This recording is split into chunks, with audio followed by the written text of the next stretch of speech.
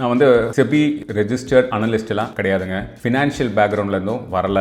ஆனால் நான் ஒரு 10 to 12 இயர்ஸாக இப்போ ஷேர் மார்க்கெட்டில் இன்வெஸ்ட் பண்ணிட்டு இருக்கேன். இன்னும் இந்த லாஸ்ட் ஃபியூ இயர்ஸாக வந்து நல்ல ப்ராஃபிட்ஸும் பார்த்துட்டு இருக்கேன். ஸோ இதெல்லாம் என்னால் எப்படி பண்ண முடியுது அப்படிங்கிறது தான் நான் ஒரு வீடியோவில் சொல்லிட்டு இருக்கேன். அண்ட் இன்டென்ஷன் என்னென்னா, நம்ம ஒன்றும் 500 வருஷம் இந்த உலகத்தில் வாழ போகிறது இல்லை. ஸோ எனக்கு கிடைச்ச இந்த சந்தோஷம் இன்னும் நிறைய பேருக்கு கிடைக்கணும் அப்படிங்கிறது தான். ஆனால் இதில் நம்ம புரிஞ்சுக்க வேண்டியது என்னென்னா, வெறுமனே இந்த மாதிரி யாரோ ஒருத்தர் சொல்கிறத தூரத்துலேருந்து வீடியோஸ் போடுறதில்ல இன்ஃப்ளூயன்ஸ் ஆகி அதை அப்படியே டேரெக்டாக இந்த மாதிரி ஒவ்வொரு வீடியோலையும் இனிமேல் ஒவ்வொரு கம்பெனியை பற்றி ஒரு எக்ஸாம்பிள் எடுத்து சொல்ல போகிறேன். அதுக்காக அந்த கம்பெனியை வாங்கலாம் வாங்கக்கூடாது அப்படின்னு இந்த வீடியோ வச்சு எந்த ஒரு முடிவுக்கும் வராதிங்க. நீங்கள் ப்ராப்பராக உங்களோட ஹோம்ஒர்க் பண்ணுங்கள். இல்லைனா ஒரு நல்ல லைசன்ஸ்டு ஒரு அட்வைசர் கிட்ட ஒப்பீனியன் வாங்கிட்டு எப்போவுமே வாங்குங்க. ஆனால் ஷேர் மார்க்கெட்டை பற்றி புரிஞ்சுக்கிறதுக்கும் அதை பற்றி இன்னும் கூட உங்களோட அவேர்னஸ் அதிகப்படுத்திக்கிறதுக்கும் இந்த மாதிரி வீடியோஸ்லாம் உதவும்.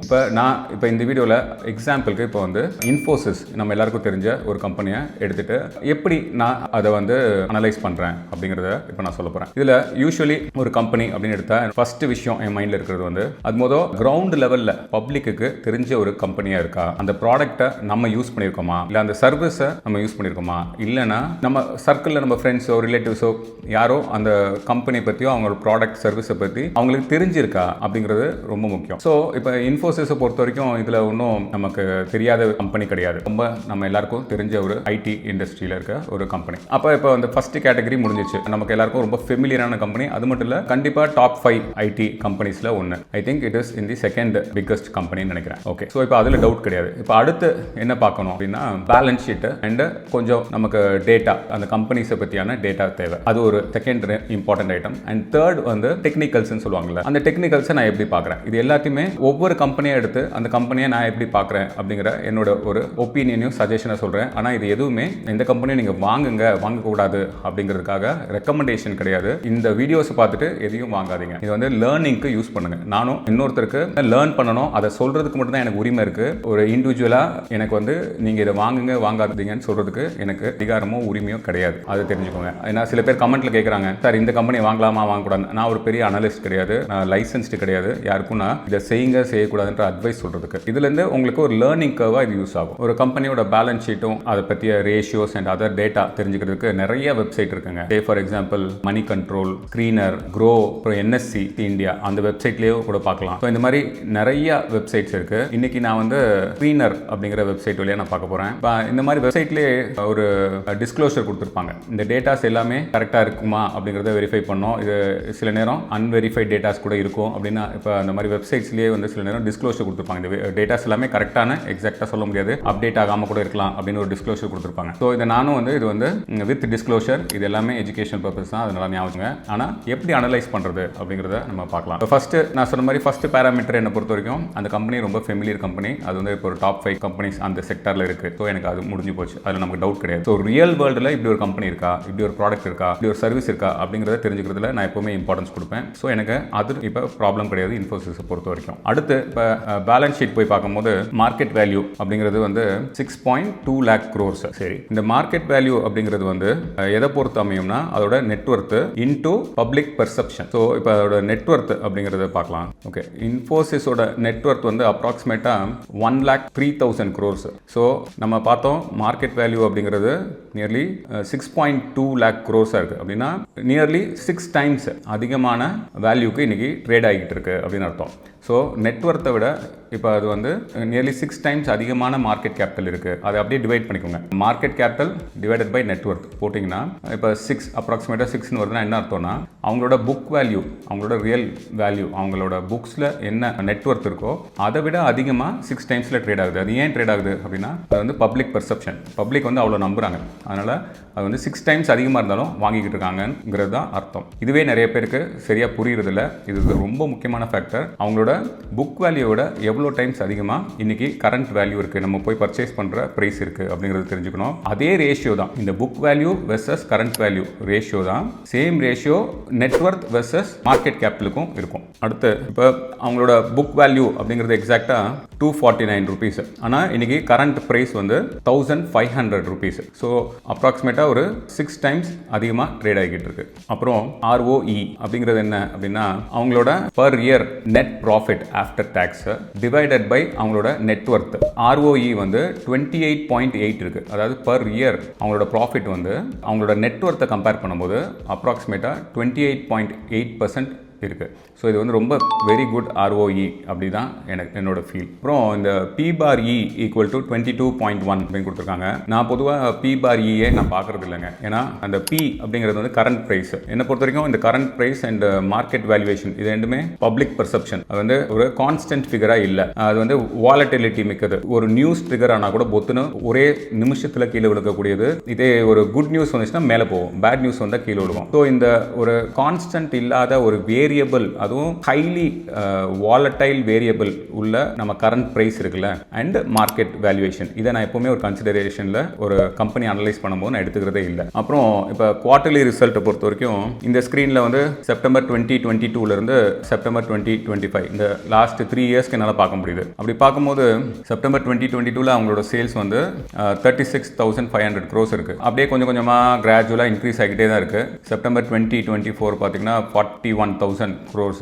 இந்த செப்டம்பர் 2025ல 44,500 அப்ராக்சிமேட்டா 500 crores அவங்களோட டர்ன் ஓவர் இருக்கு. அதே மாதிரி நெட்வொர்த் அப்படிங்கிறதும் இந்த லாஸ்ட் 3 இயர்ஸ்ல பார்த்தீங்கன்னா நெட் ப்ராஃபிட் ஆஃப்டர் டாக்ஸ் எல்லாம் டிடக்ட் பண்ணிட்டு பார்த்தோம்னா அவங்களோட நெட் ப்ராஃபிட்டும் இந்த 3 வருஷத்துல 6,000 crore, 6,500, அதுக்கப்புறம் ஆல்மோஸ்ட் அந்த 6,300, 400, 6,500, 6,800 இருந்து அப்புறம் 7,000 இப்போ இந்த கடைசி செப்டம்பர் 2025ல 7,375 crore இருக்கு. ஸோ இதெல்லாம் என்ன பொறுத்த வரைக்கும் ஓரளவுக்கு பாசிட்டிவ் சைன் தான். என்னன்னா ஒரு லாஸ்ட் 3 இயர்ஸாக எவ்ரி குவார்டர்லி உங்களோட ப்ராஃபிட்ஸ் வந்து ஓரளவுக்கு இன்க்ரீஸ் ஆகிட்டே இருக்கு. கொஞ்சம் வாலட்டிலிட்டி இருந்தால் கூட ஆன் அன் ஆவரேஜாக இன்க்ரீஸ் ஆகிட்டே தான் இருக்கு. அது மட்டும் இல்லை, இன்னொரு ஃபேக்டர் கூட பார்க்கலாம். என்னன்னா இந்த குவார்டர்லி ரிசல்ட்ல குவார்டர்லி சேல் இப்போ இந்த செப்டம்பர் 2025 எடுத்துட்டோம்னா சேல் வந்து 44,500 crores வச்சுக்கோங்களேன். 44,500 crores சேல்ஸ் ஆயிருக்கு.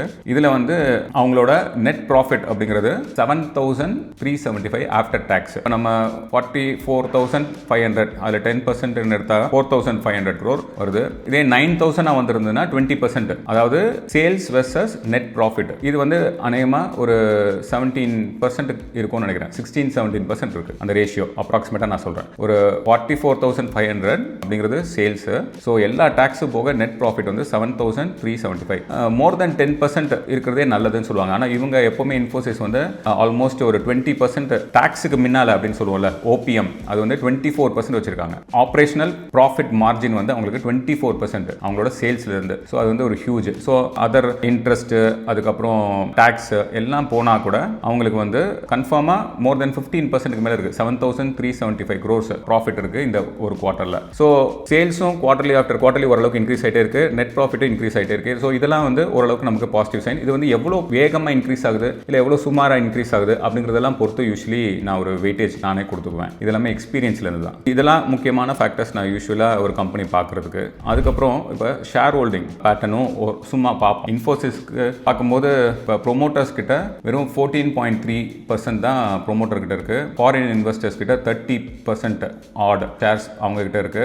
அப்புறம் DIS அவங்க கிட்ட ஒரு 41.4% ஷேர்ஸ் இருக்கு. பப்ளிக் கிட்ட இருக்கிற ஷேர்ஸ் வந்து அப்ராக்சிமேட்டா வெறும் 13.7% தான். இது இன்ஃபோசிஸ் அப்படிங்கிறனால இப்போ ப்ரொமோட்டர் கிட்ட வெறும் 14.3% தான் இருக்கு அப்படிங்கிறத நம்ம இக்னோர் பண்ணிடலாம் அப்படின்னு நான் நினைக்கிறேன். ஆனால் இதே இது கொஞ்சம் ஸ்மால் சைஸ் கம்பெனி, நமக்கு அவ்வளோ ஒரு ஃபெமிலியராக இல்லாத கம்பெனியில் ப்ரொமோட்டரோட ஹோல்டிங் இவ்வளோ கம்மியாக இருக்குது அப்படின்னா யூஸ்வலி நான் அந்த பக்கமே போக மாட்டேன், பயப்படுவேன். சரி, இப்போ இந்த டேட்டாலாம் நமக்கு இதெல்லாம் முக்கியமானது. யூஸ்வலி எப்போ இதெல்லாம் தான் நான் பார்ப்பேன். இன்னும் நிறையா குட்டி பேராமீட்டர்ஸ் ஒரு கம்பெனியை பொறுத்து நம்ம பார்க்கலாம். இப்போ அடுத்த முக்கியமான விஷயம் வந்து இந்த டெக்னிக்கல்ஸ்ன்றது அந்த கிராஃப் இருக்குல்ல, இந்த கிராஃப் பொதுவாக என்ன சொல்லுது அப்படிங்கிறதையும் கன்சிடரேஷன் எடுத்துக்கலாம். அப்படிதான் நான் பண்ணுறேன். சரி, அந்த கிராஃபை பற்றி சொல்கிறேன் வாங்க. இன்ஃபோசிஸ் அந்த கிராஃப் எடுத்து பார்த்தோம்னா இப்போ நம்ம 2025 நியர்லி ஒரு நவம்பரில் இருக்கும். அப்போ இதே மாதிரி 2005 நவம்பர் ஒரு 20 வருஷம் வருதா. 20 வருஷத்துக்கு மேலே அப்ராக்சிமேட்டா 160 rupees இருந்திருக்கு ஒரு ஷேர்.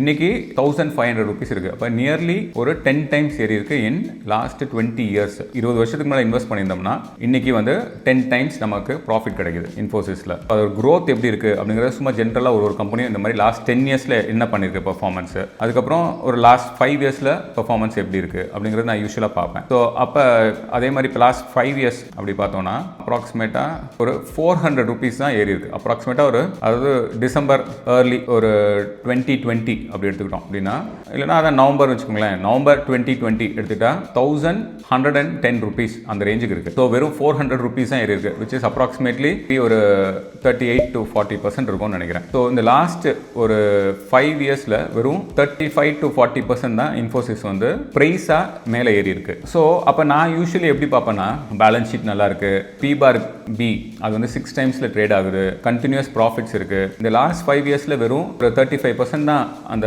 கம்பெனி வந்து க்ரோத் காமிச்சிருக்கு. நான் சொன்ன மாதிரி வெறும் 35% தான் காமிச்சிருக்கு. அப்படிங்கும்போது அடுத்த 5 இயர்ஸ் யோசிச்சு பார்த்தா மேபி இன்னும் கூட அக்யூமுலேட்டட் க்ரோத் இருக்கலாம் அப்படின்ற மாதிரி நான் எப்போ யோசிப்பேன். ஏன்னா நம்ம வந்து ஒரு 5 இயர்ஸாக இப்போ வெறும் 35% தான் இருக்குது, விச் இஸ் வெரி லெஸ். பேங்க்கில் போட்டிருந்தா கூட மேபி நல்ல இன்ட்ரெஸ்ட் கிடச்சிருக்குமா இருக்கும். அப்போ ஒரு 7 into 5 இயர்ஸ்னா ஒரு மேபி 35 அக்யூமுலேட்டடாக அதில் கூட ஒரு 40% கிடச்சிருக்கும். இங்கே வந்து இன்னும் கம்மியாக இருக்குது. ஸோ நெக்ஸ்ட் 5 இயர்ஸ் நல்லா இருக்கிறதுக்கான ஒரு பாசிபிலிட்டி இருக்குது. அப்படி தான் நான் யூஸ்வலி இந்த கிராஃபை வச்சு நான் யூஸ்வலாக புரிஞ்சுக்குவேன். ஏன்னா இந்த மாதிரி ஃப்ளாட்டாக இருக்குது அப்படிங்கும்போது பெருசாக ஒன்றும் விழுகவும் இல்லை. ஏன் விழுகலை அப்படின்னா, யாரும் இந்த ரேட்டில் விற்கிறதுக்கு விரும்பலை. அப்படி தான் அதை பார்க்கணும். அந்த கிராஃபை பார்க்கும்போது ஏன் கீழே பெருசாக விழுகலை அப்படின்னா, எல்லாரும் நம்ம பார்ப்பாங்க ஏன் ஏறலை அப்படின்னு பார்ப்பாங்க. ஏறலைன்றதை விட அதே இடத்துல ஸ்டேபிளாக நிற்கிறத நான் எப்படி பார்க்குறேன்னா, யாரும் வித்துட்டு ஓடுறதுக்கு விரும்பலை, நல்ல கம்பெனி இங்கேருந்து ப்ராஃபிட்ஸ் கிடைக்கும் அப்படின்னு நம்புறாங்க அப்படின்னு தான் நான் பார்ப்பேன். இப்போ என்னை பொறுத்த வரைக்கும் நெக்ஸ்ட் 5 இயர்ஸில் ஓரளவுக்கு க்ரோத் இருக்கிற மாதிரி தான் இந்த கிராஃப்லேருந்து நான் புரிஞ்சுக்கிறேன். ஆனால் ஃபேக்டர்ஸ் என்னென்னா, இந்த கிராஃப் இந்த மாதிரி ஒவ்வொரு சின்ன சின்ன பேராமீட்டர் மட்டும் வச்சுக்கிட்டு நம்ம ஓவராலாக ப்ரெடிக்ட் பண்ண முடியாது. இந்த யானை கதை சொல்லுவாங்கல்ல,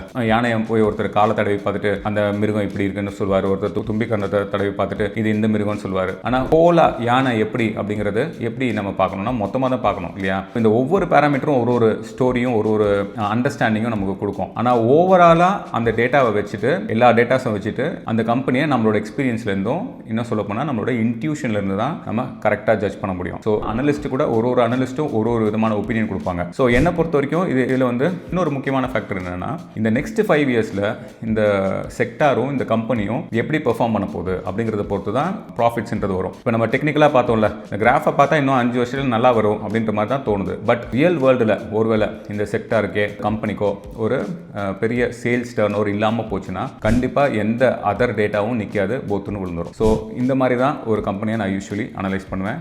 நெக்ஸ்ட் வீடியோவில் இதே மாதிரி இன்னொரு கம்பெனியை பற்றி பார்க்கலாம். தேங்க்யூ.